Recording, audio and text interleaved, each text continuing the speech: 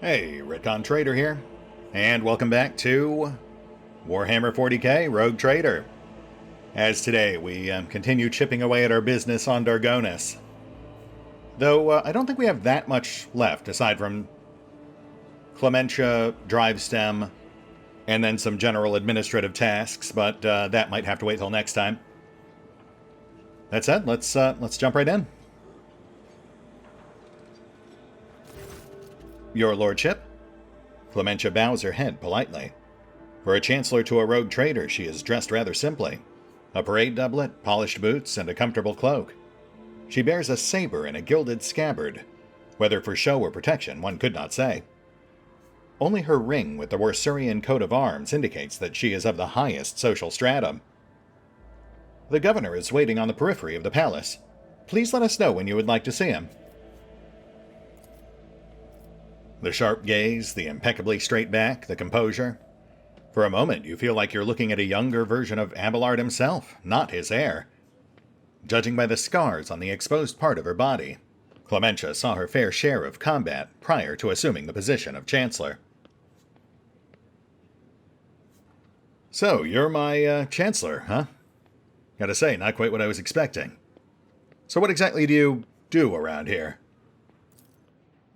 To put it simply, I am your trade representative. Any and all decrees, deals, official communication, and meetings are first reviewed by me, and then forwarded to you, and from you, down the hierarchy. Sounds very similar to what Danrock does. My purview also includes overseeing your lordship's property, the palace, the estates, the many gardens, and other domains on Dargonis that you have inherited from Lady Theodora. And whenever you are present on Dargonis, consider me your personal secretary.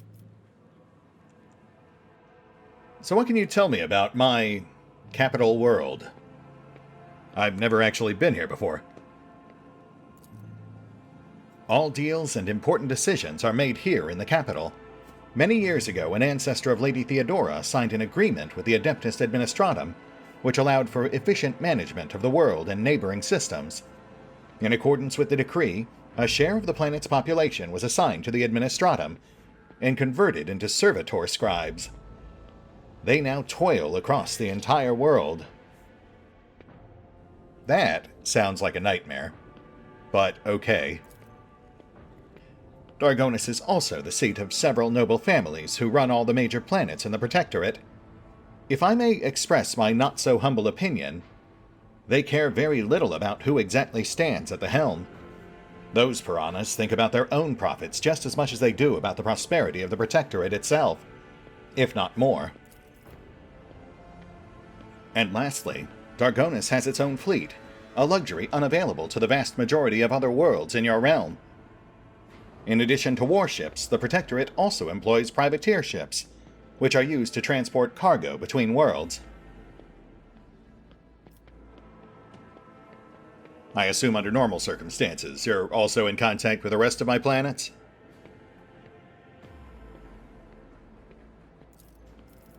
Unfortunately not at this time, your lordship.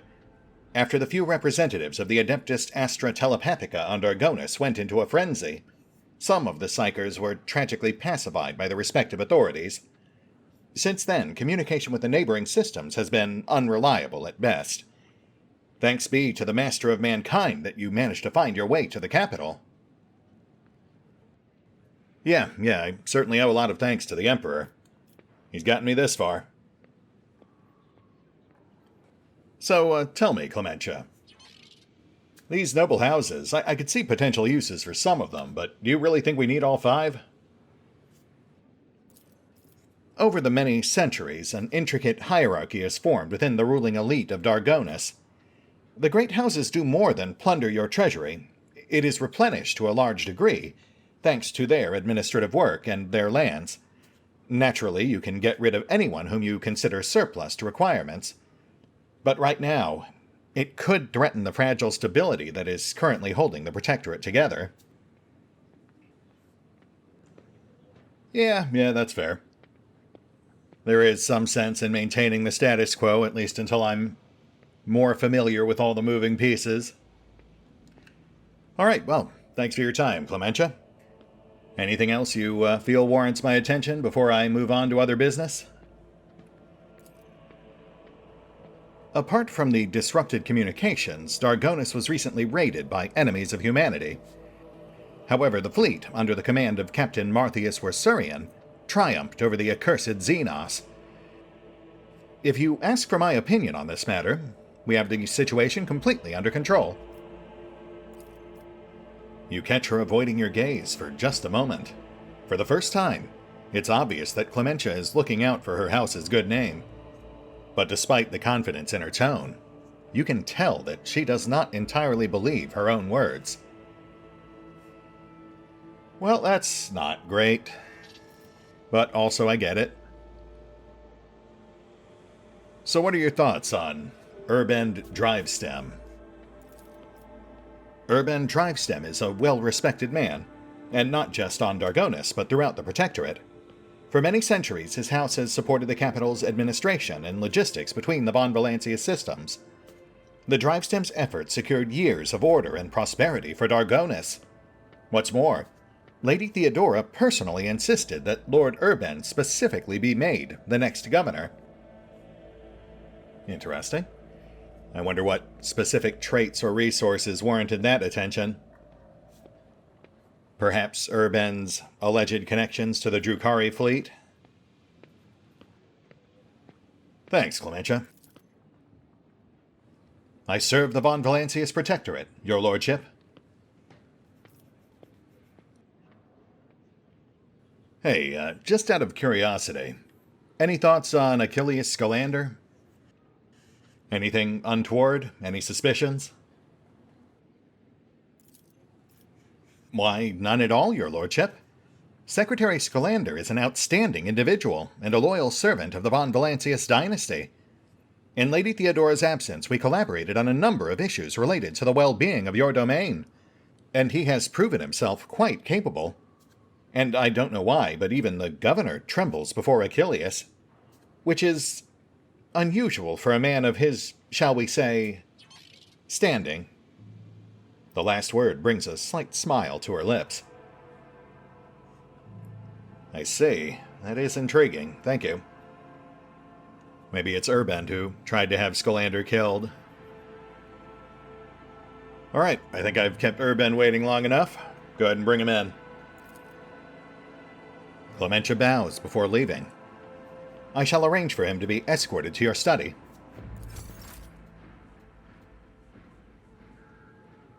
Valen von Valancius, 20th in his line, rogue trader, keeper of the Sacred Warrant, and ruler of the Coronis Expanse from the Chronox system to the 100 Dreams Crossroads.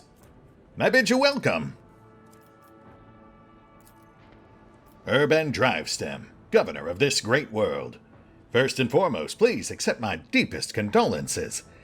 It will be difficult to recover from the loss of a woman as great as Theodora von Valancius. It pains me to think that she is no longer with us. The citizens of Dargonis and of the entire Protectorate grieve alongside you. Please allow us to declare half a year of mourning so that we can honor the memory of our beloved lady. I mean, all due respect to my predecessor, but while she had some impressive traits and did some impressive things, it does seem like she might have been a pretty terrible person. Though, I suppose, again, there is value to maintaining the status quo. No need to make waves.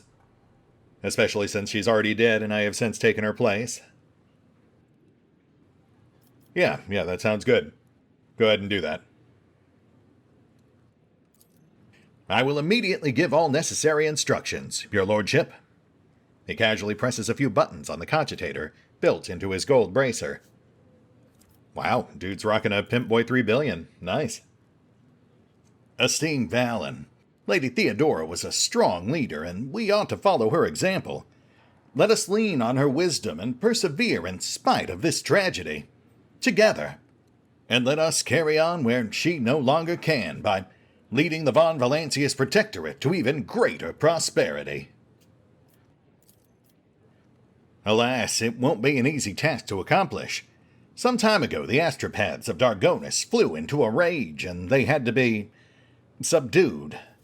We are gradually restoring our ability to speak with neighboring worlds, but the contacts are still weak, and the roots are tangled and no longer lead to the system that the captains expect them to. Given that the vast majority of ships in the Dargonis Navy travel without relying on the services of navigators, without your engagement, the well-being of the Von Valancius dynasty and billions of its subjects is presently at risk. Yeah, about that.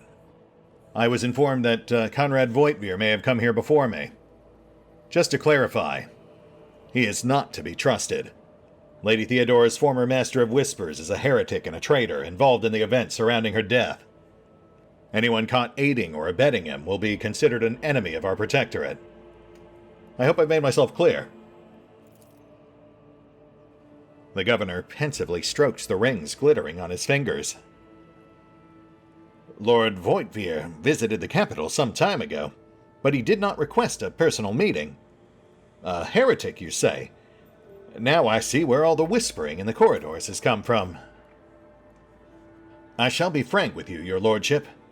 Lady Theodora's sudden death was a blow to every one of us, and the absence of any sort of verifiable and complete information about her successor gives grounds for all manner of rumors and misinterpretations, especially if someone is deliberately inciting unrest and discontent. Naturally, none would dare challenge you by accusing you of something as sacrilegious as murdering a rogue traitor. However, Conrad Voigtveer was once a true boon to the Protectorate back in the day, and as such, some might heed his words. Yeah, look, Urband. Frank, right? Frank, I understand that people have doubts. A lot has changed in a very short period of time. Theodora's death came as a shock to us all, so I am willing to show some degree of leniency here. I just hope people come to accept me, given time. And understand that my leniency will only get them so far.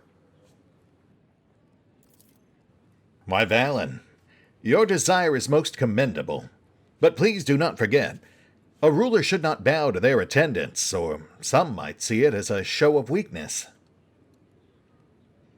Yeah, I'm not so much bowing to them as I am just saying I'm not going to have their tongues removed at the first sign of insolence. So hey, look, the whole sector's kind of messed up right now. What exactly are the houses expecting me to do about all this? Well, Dallin, we are all troubled by the fate of the agri-world Janus that supplied Dargonis and other planets with foodstuffs. Empty stomachs can drive even the mildest rabble to revolt. Furthermore, House Gaprak is perturbed by the loss of communication with the industrial world, Kiava Gamma, which is in their charge.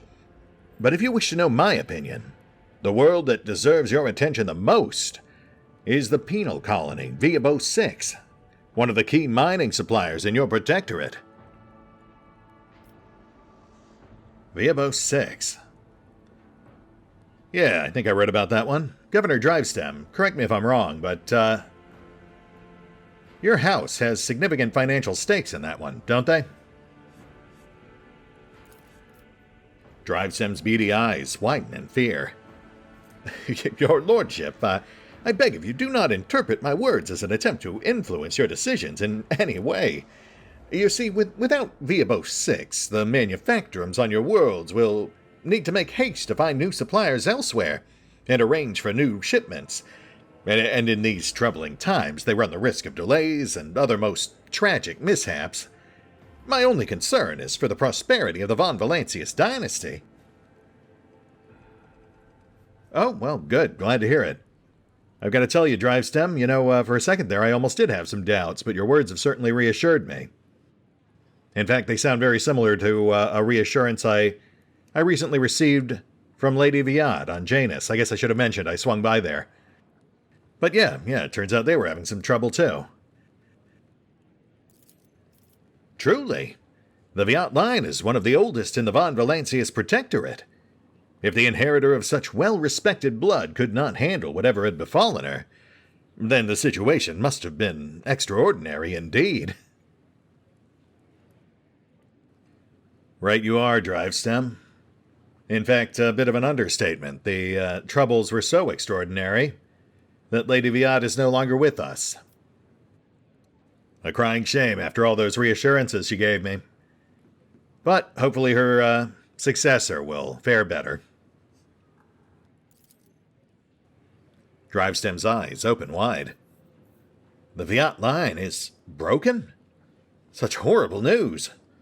Oh, it will shake many who are connected to the Viats and who are used to the immunity that comes with our class. No, I'm sure they'll be fine. I mean, unless they were abusing that immunity in ways that might see other people wanting to get some sort of bloody revenge on them, but what are the odds of that? Regardless, any other business you feel warrants my attention? Xenos, your lordship. I don't rightly know where to begin. He rubs the bridge of his nose wearily. Otherworldly beasts are not an uncommon sight in the Coronis expanse. They have been a menace to the worlds this side of the Maw for decades. But now those abominations are on the rampage. They show no signs of fear as they attack ships, either damaging them to the point where they become unfit for transport duty, or outright gutting them. Only you have the power to stop this madness. We are in the process of restoring the astropathic choir of Dargonis. Luckily, we were forced to slay only some of the deranged psychers, although those that remain are as yet unable to transmit messages. I hope Master Scolander will keep his word and offer you his support in the war against the Xenos. According to his reports, the region of Viabos 6 has been of particular concern in the last few cycles, which is all the more reason to discover the colony's fate as soon as possible. Wow, I've got to say that is a bold suggestion, Frank, especially in light of what we were just talking about, but sure, yeah, I'll certainly look into it. Now to issues on a smaller scale. There is a certain degree of tension in the capital due to the unorthodox succession to the Sacred Warrant. Chances of uprising are minimal, of course, and the spreading of rumors is nothing but a sign of weakness of mind and spirit. Nonetheless, I have prepared a list of minor houses that have demonstrated unseemly discomposure at your succession. What is to be done about them? Well, I did just say I was going to be lenient, at least for a time. Also, this one feels like it would be pretty counterproductive since you're essentially rewarding dissent. Though I suppose if you're trying to hasten the fall of your protectorate, that would certainly be one way to go about it. It's fine, as long as they pose no significant threat. I see no reason to waste time with them. But if they ever do step over that line, if they do manage to warrant my personal attention, then I'll take care of it. A noble decision, your lordship. Let us hope that others do not mistake your magnanimity for weakness. Hey, they do so at their own peril. And one last thing, your lordship. Your inauguration as bearer of the Sacred Warrant is but a matter of time, and I would like to inquire about one crucial detail. I imagine you are intending to uphold the centuries-old tradition, bolstered by an equally long-lasting friendship, of being represented on Dargonis by one of the noble houses. I presume that, as before, this duty will be accorded to House Drivestem? I don't know, Frank. You haven't exactly made the best first impression here. But you're saying I could choose any of the houses? Any of the noble houses located on Dargonis. The Drivestem family, which I lead. The Gaprak family, with long ties to the Adeptus Mechanicus. The Sourbacks, known for their piety and diligence in service. Perhaps I should also mention the Wersurians, who have some influence, but who are not actually of noble origin. Any one of these houses would be honored to represent you at the ceremony. Well, I mean, gosh, if that's the case, then I gotta go with my man Abby here. No offense, Frank, but you're kind of a tool, and he's saved my life, like, 5 times now? Abelard turns to you and bows respectfully. Lord Captain, To accompany you at such a critical hour is the greatest honor for the Worcerian bloodline. Have no fear, we will not fail you. Drivesim tosses Abelard a look that lacks even the smallest shred of respect. Forgive my boldness, but I must remind you that the Worcerians, whose lineage traces back to a Navy officer, are not of the Dargonist nobility.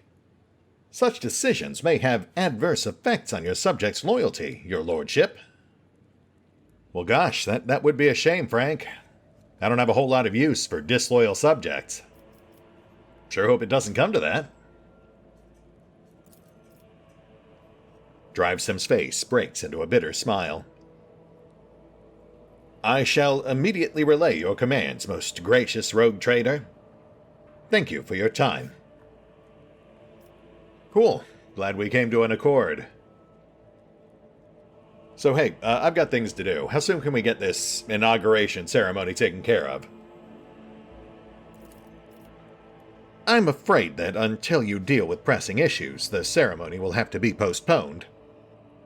Many trade routes are still unavailable. The central worlds of the Von Valancius Protectorate are going through a crisis. And the warp disturbances, if void observers are to be believed, will prevent important guests from reaching the capital. Yeah, I'll get that taken care of. Already on my to-do list.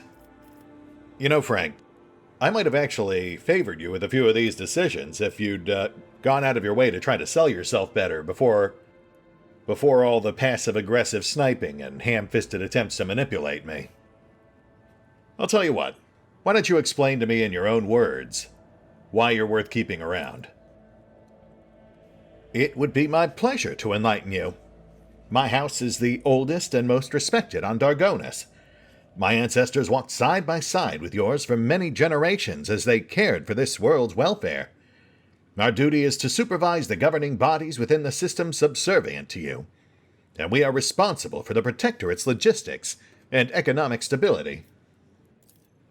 As for me personally, I am a humble servant of the Emperor, and a loyal subject of the rogue trader. And to my great pleasure, I had the honor of calling myself Lady Theodora's close friend. At Urban's last words, Abelard lets out a sound that could be interpreted as either a snort or a cough. Urban gives him a look, which Abelard meets with an expression of utter nonchalance.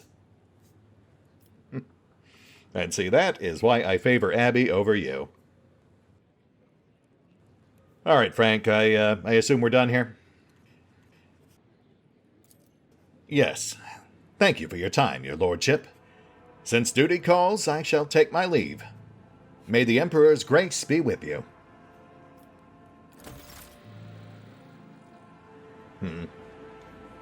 Yeah, I'm like 82.7% sure he's ultimately going to end up working against me. Though I'm sure I didn't help matters by my kind of needlessly antagonizing him there. But I mean, in my defense, dude came in hot. You know, I'm an unknown factor. I'm the new rogue trader, his new direct superior. And he came in trying to pull off all these weird little passive-aggressive power plays. Deliberately rolling in late. Trying to manipulate me on the whole Viabo 6 thing. Not to mention, of course, just then having the audacity to just assume I would choose him over all the other houses for the inauguration thing. But, you know, aside from that, I think the reddest of red flags is just that he was handpicked by Theodora, and her handpicked leaders on Kiava Gamma and Janus both ended up being heretical disasters, so, you know, that really doesn't bode well for his long-term prospects. Oh, terrible news from Dargonis, Lord Captain. The subsidiary Hive city, Scipion 84249, has been destroyed in a series of cascading failures. Production has halted, and millions of people have broken their vows of obedience and are fleeing. Many of them are perishing in the wastelands and overloading the transport lines leading to neighboring hives. The surrounding residential sectors are becoming increasingly agitated by the influx of refugees. What is your directive regarding the distribution of these refugees? Danrock, I'm not entirely sure. I actually just came from talking to all of my highest-ranking officials, and somehow this is the first I'm hearing of this. What exactly happened? It is still unclear. The noble houses are throwing the blame at one another. Agents of the venerable Achilles Scalander, stationed on Scipion 84249, have died heroically while trying to save the population from this disaster. Their latest report mentions some vulnerabilities in the industrial sectors of the lower hive, but do not go into further detail. Additionally, all of your servants are currently busy with investigating the causes of the crisis, but are not doing anything to deal with its consequences. Yeah, that sounds pretty par for the course. Well, what say my senior staff? Thoughts? The death of Achilles' agents troubles me. It may not be a coincidence.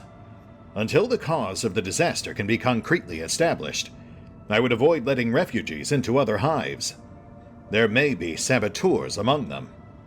I recommend setting up prohibitive cordons, where the refugees can be contained in the wasteland between the hives. The Emperor bids us to face the often cruel strokes of fate with dignity.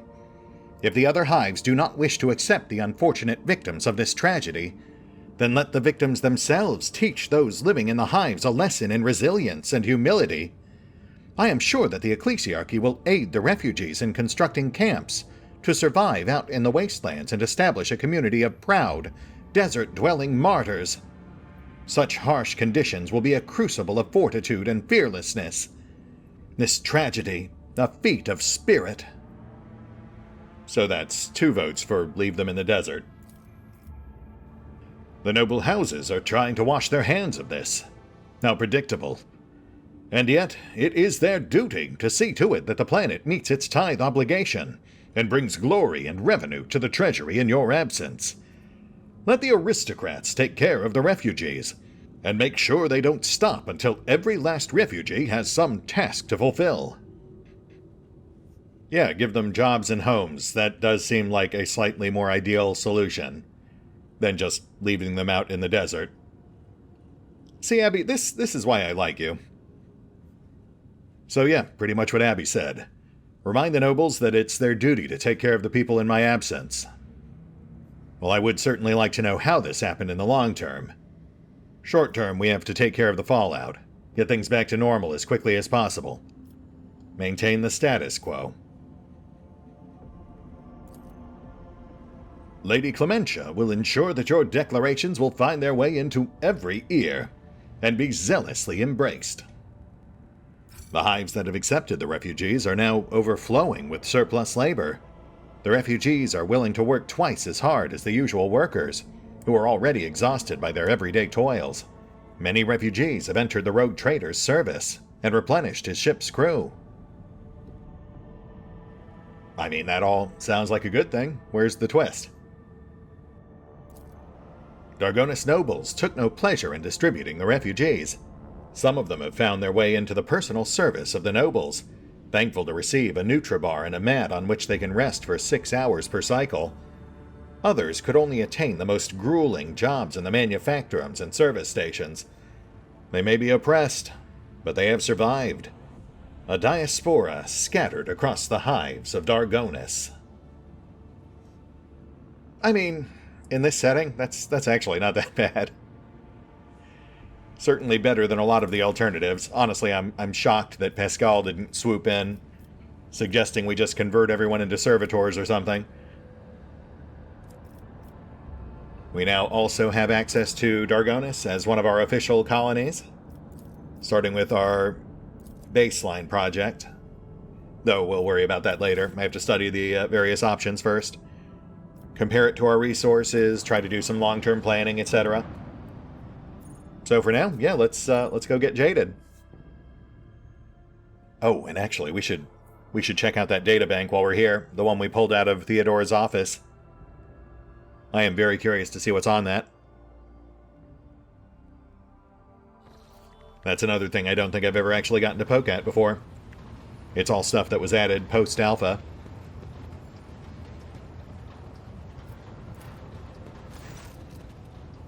The tech priest by the cogitator nods curtly. The sacred mechanism is awake and ready to receive your request, Lord Captain. I found this one hidden on Dargonis. Think you can unencrypt it? With reverent trepidation, the tech priest accepts the device from your hands and places it inside one of the drives, all the while honoring the machine with modulating binaric prayer. The turbines within the cogitator stir into motion, and the vid screen lights up.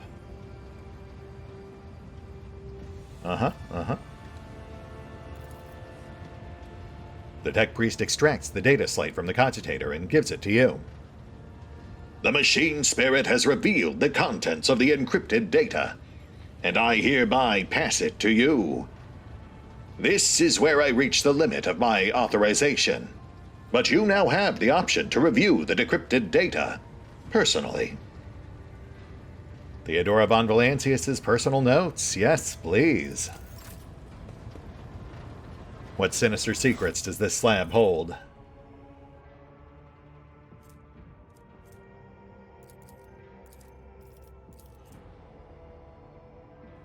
Data deleted. Data deleted. Entry damaged. Rogue traitor like a lackey. It is humiliating and dispiriting to put up with the part of an errand servant to an imperious madman vested with even greater power than that of any rogue trader. Alas, when one side of the scales holds my pride and the other the fate of the von Valancius Protectorate and my entire bloodline, choice becomes a futile illusion. It would be far too naive of me not to prepare for the worst. Epitaph will decide the future of the Expanse as a whole, but I have some time at my disposal until then. Heirs with the von Valancius blood in them will soon be located and brought to me. I cannot afford to delay the choice of successor any longer. And, I guess that's it. Wow, okay. Gotta say, I was kind of hoping for more, but there's a little we can extrapolate from that. I mean, obviously the Imperious Madman is Inquisitor Calcazar. And we have a name there, Epitaph, which is certainly an ominous title. Not much in the way of details, but certainly something central to her secret narrative. Considering that it was so serious, she apparently worried about herself not surviving whatever was to come.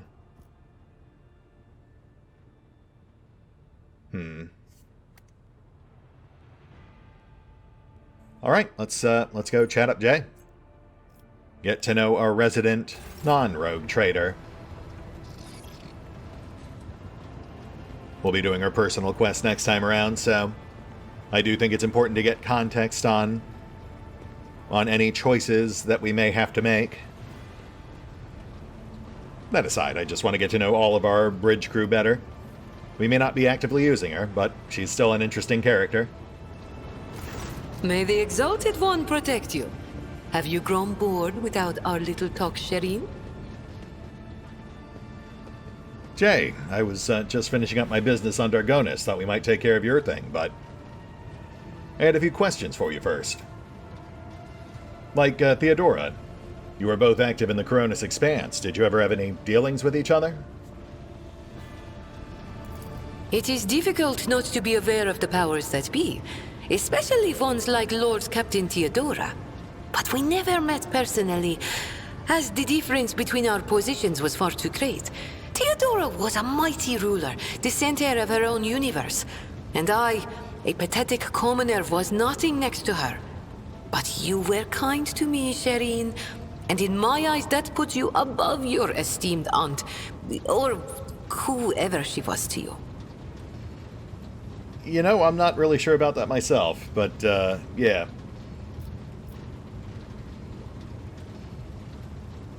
How about Argenta? Any history there? Both of you actually lived on Footfall Station for a time. Argenta? What could be more beautiful than the sight of a sister of battle, whose mere presence casts light in the dark corners of lost souls such as mine? But alas, What remains of my sanity is telling me that poor Jai can only admire the radiance of this angel, forsaking any hope of ever touching her wings. The smuggler blushes. Right. Well, I hate to break it to you, but apparently she's not romanceable. Games Workshop apparently nixed it. So what's this language you keep lapsing into? Shireen? Ozzy? What's it all mean? The language on Ifrit, my home world, is quite different from the one spoken in the Coronis Expanse.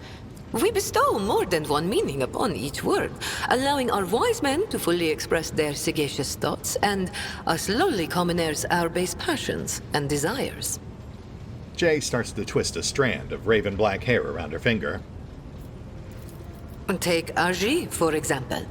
That is what I call every piece of scum and villain, because Aji means evil and foe and pathetic worm unworthy of consideration. Or take Ashmag. It means fool and little brother and blind man who stumbled and would fall into a pit without guidance.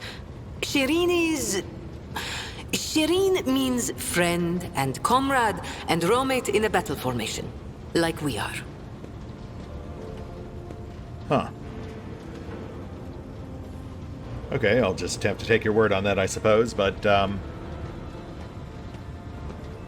I've got to say, Jay, you know, you and I, we used to run in some pretty similar circles, but I've got to say, you don't really look like anyone I used to work with. No truer words have ever been said. I'm far more exciting than some small-time peddlers from Footfall. Allow me to introduce myself properly. I am Jai Amira Fatqin Tamiri Ash Ifrit, the 12th daughter of the Lord of Ifrit, a distant world at the fringes of the Imperium.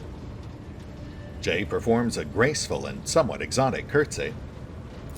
The youngest child is destined to become a bargaining chip in the family's political games.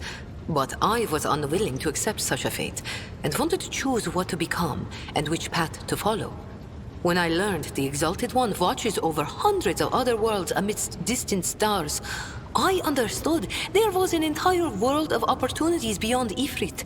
All I had to do was break the familial bonds tying me down and escape the planet. Which I did a long time ago. I see. And of all the places you could have possibly gone, you came to the Coronis Expanse. Any particular reason? The Coronis Expanse. A gorgeous name, isn't it? But this backwater wasn't my original destination when I escaped Shireen. Oh no, it was the rumors of incredible freedom that brought me to the Coronis Expanse. Freedom that is generously bestowed upon everyone who can survive in these parts. All doors are open here. You can become a saint, a mogul, a kingmaker, or anyone you like, really. Here, hard work pays off, unless you're used to lying by the roadside and complaining instead of toiling for the good of your soul, glory, wallet, or whatever floats your boat. I'm used to working hard, and so I found my blessing. Jay closes her eyes for a moment in an exaggerated show of pleasure. You know, it's not many who have the means or moxie to escape the circumstances they're born into. How'd you get yourself off of Freed? I convinced my father I personally wished to oversee the inspection of imported goods. I had to get experience so I wouldn't bring shame on our family, didn't I? I made friends with traders, missionaries, and soldiers at the port. I listened to their stories, studied the charts, learned what documents I had to forge to escape the planet. A kind word here, a shiny coin there. And here I am, in the iron belly of a ship, braving the void in search of a new life.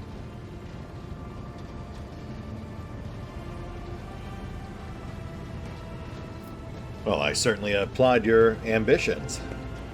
But it is a life that comes with its inherent hazards.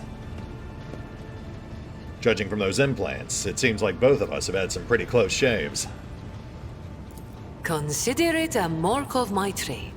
This year, Xenos. Dumb-headed orcs.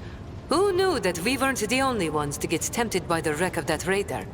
As for this treasure, I received it as a reward for a life that had been just a little too good. I was in a hurry to get to the Adeptus Amasacus after the Exalted One blessed me with immense wealth. I was 2 backstreets away from the den when a pathetic ashmag attacked me, envious of somebody else's fortune. Jay's mechanical hand balls into a fist. Her other hand touches her precious neck implant. She drags her thumb across her throat. Oh, that's an implant. Okay. Interesting. I thought... Huh. That did not read to me as like a prosthetic neck. I thought it was like a fancy choker. I learned my lesson and started taking the longer way around. Except I haven't had any big windfalls since. Yeah, well, just stick with me. I'm sure things will turn around. I mean, based on the circumstances I found you in, they certainly couldn't get worse, right? All relationships are based on mutual trust. That goes for business too. Well said. So hey, if you've been active out in the Coronis Expanse for a while now, you must know a good bit about its darker side. Anything you'd like to share? The dark side is the real Coronis Expanse, if you ask me. But what do you want to know about it, Shireen? Well, let's start with Footfall. That's where I found you. Dynasty heirs drink with criminals. Rogue traders strike deals with the Kasbalica, and dozens of ships stop off for a welcome break from a long voyage. Is there a more beautiful place in the entire Imperium? The Emperor is merciful to the meek and the powerful alike. There's a job for everyone as long as they have a head on their shoulders. And if you feel like talking to him in person, the statue of the Exalted One can be seen from any asteroid. You can pray to your heart's content. Right. And the Kasbalica mission? You worked for them, right? What can you tell me about them? An ancient crime cartel that originated with the first settlers of the Calixis sector. It is run by shadowy clans with robber barons at the helm. Cross their path, and you risk making enemies all over the Coronis Expanse, or even the entire Imperium. As for the agents, they are just shameless, greedy scum. Every third person on Footfall is a Kasbalican. But that doesn't mean all that rotten filth is acting together. I've been set up more than once just so some Kasbalican can get one over on his rivals. And yet, the Kasbalica is generous to its customers, if you can afford it. Anything can be obtained, organized, and transported for the right price. The customer is always right, unless they happen to be a rat. In which case... Jay sighs and throws up her hands. Scum, rotten filth, rats. It's almost as if Jay's mask briefly slipped, and she started using words that have no place in the vocabulary of someone from the upper strata of the Imperium. Sure. So tell me, Jay, are you one of the Kasbalica's robber barons? What gave you such an outrageous idea? Was it my immaculate garment? My gorgeous jewelry? Do not worry, Shireen. I will let you know once I become a baroness, should the Exalted One will it. Just imagine the strong and fruitful alliance that could be forged between a rogue trader and a mastermind of the Kasbalica. So tell me, how exactly did you first join up with the Kasbalica? It's not hard to do on Footfall. I spent a year working for good old Christo. He was a brave soldier who gave up the ghost in a scuffle with orcs, and then took over his business. Having a good head on your shoulders and keeping the Exalted One in your heart helps to establish new contacts quickly. Eventually, I gathered together a group of honest and loyal people, and it only took a few successful contracts for the Kasbalica to take notice. I quickly settled on Footfall and started dispensing my wisdom to my protégés and subordinates. I lost the taste for getting my hands dirty. Ooh, a very rare mention of orcs. Yeah, apparently much like with the Argenta romance path, Orcs, Tau, a number of other things were all kind of on the Games Workshop no-go list on what could and couldn't be included. Please, tell me more about the cold trade. It really is simple, Shireen. The Kasbalika runs the Imperium's black market, offering special goods to those who can afford their services. Yes, I am talking about Xeno artifacts too. Alien weapons, technology, sometimes even certain kinds of living creatures. Unlike the rogue traders whose sacred warrants make them immune even from the laws of the Exalted One, Kasbalikan agents are used to hiding and covering their tracks. Nobody wants to draw unwanted attention, no matter who might take an interest.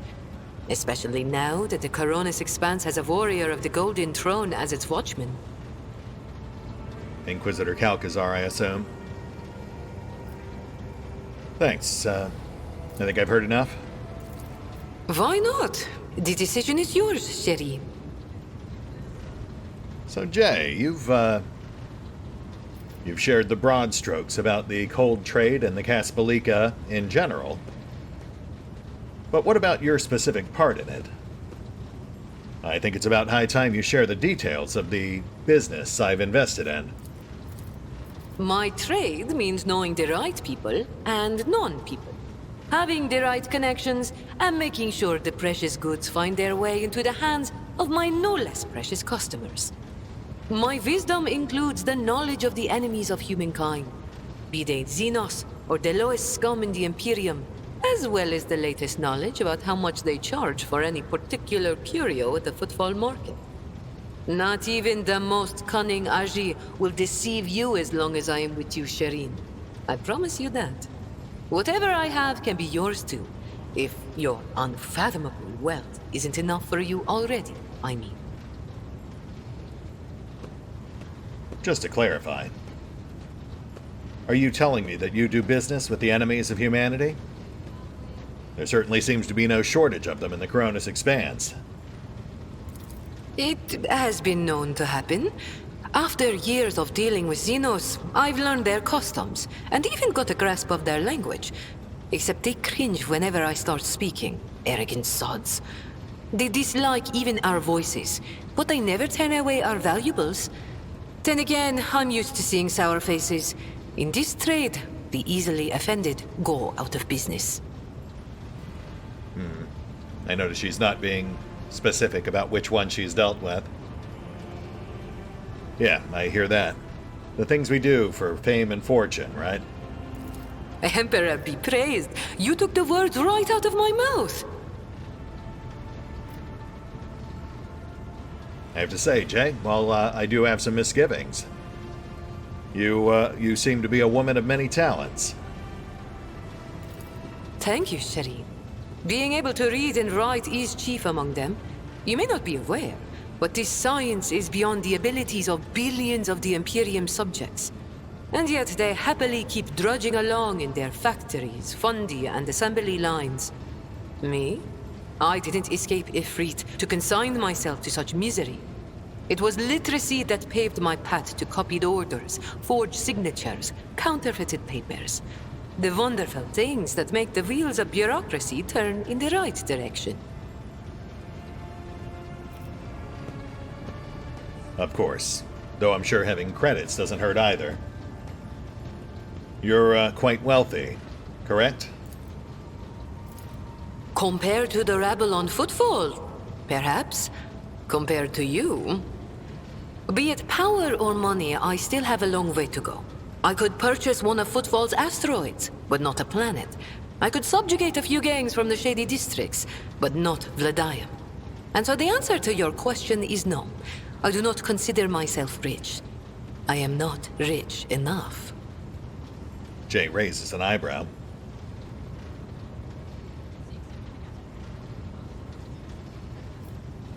Which I suppose is a part of why you're here and not just sitting back living off the fruits of your labors. I suppose I can appreciate that. Ambition over comfort and complacency. You're fun to talk. I grew tired of scribing endless contracts and agreements neatly tucked away on Footfall. Well, I did that for how many years? But here, among the stars, you are always balanced on a knife edge. Nothing thrills me more than the tension of a warp jump, or the danger that lurks around every corner on a planet. Footfall was beginning to make me fat and stupid, Shireen. I do not want that. I am counting on life in your retinue being more exciting than sitting behind a desk in my office. Again, I can definitely appreciate that. Then again, if you're here, that means your gang's unattended back on Footfall. You really trust them enough to leave them to their own devices? Do I trust the Trickster twins? By the Exalted One, no. The underhanded rogues of Footfall came up with that name for a reason. The tricks of those frenzied ashmags are all about things far more intriguing than the honest and law-abiding subjects of the Imperium can imagine. The mention of her fellow cold traders makes Jay's eyes shine a bit brighter than usual. On the other hand, this is why I am keeping them close.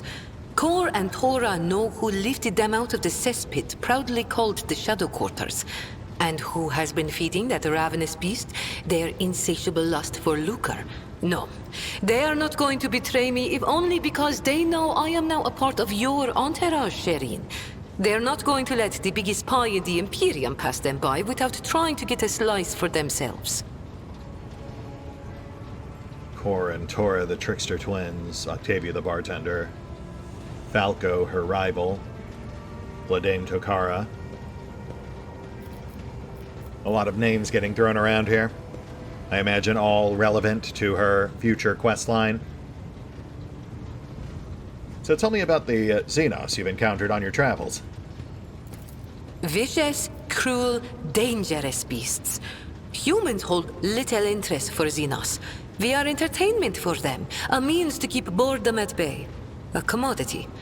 But some of them contact us once in a while using their own people. Do not deceive yourself by thinking you are safe because there are no Xenos inside. Those Agi are as cunning as they are ruthless. They cleverly pull at the strings of spies and traitors, subjugate those who do not fall for the promised reward, transform the ones who resist their promises into soulless puppets. The Emperor watches over me, and that is why I still haven't succumbed to the fate of many of my associates who have lost their lives to the stringy scoundrels. Okay, she's definitely talking about Drukhari. That's not good news. Thank you, Jay. I think that's all for now. I think we've said all there is to say on this topic. We'll hold off on flirting with her for the time being. I don't really see her being Valen's type. Though, I mean, I have also heard that starting a romance with her does get you a space cat, and I do want space cat. So, you know. To be continued. Oh, I have no doubt you will. Jay laughs and bids you a farewell with a wink.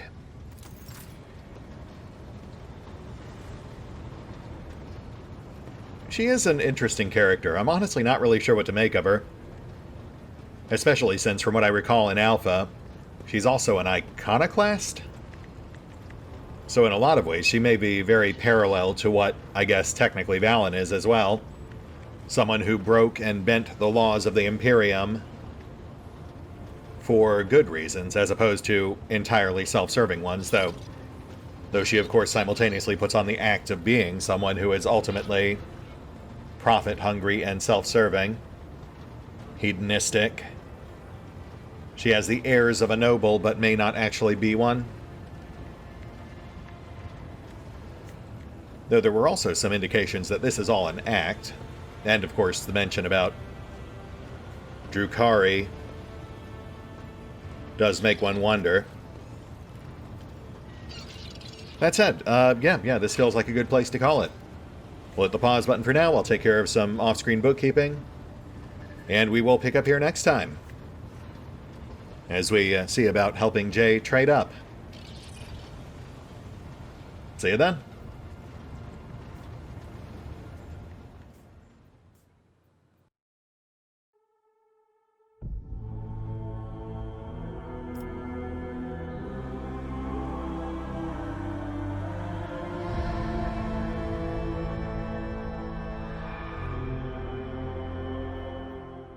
Oh, and special thanks to the Raiders, the fine folks who help make these videos possible, including but not limited to Revenant, Alois, CrowkingLoR, Dragon Matrix 7, Drakiith, V23, EgonAlter, Exsellsior, Gottlieb, James Trimmier, Kazorm, Mark Giemza, Nathan Welch Jr., OverlordPherom, RandomPassrby, RobbyB, Tomasz Piątkowski, Triphoppenskip, and Valinrook.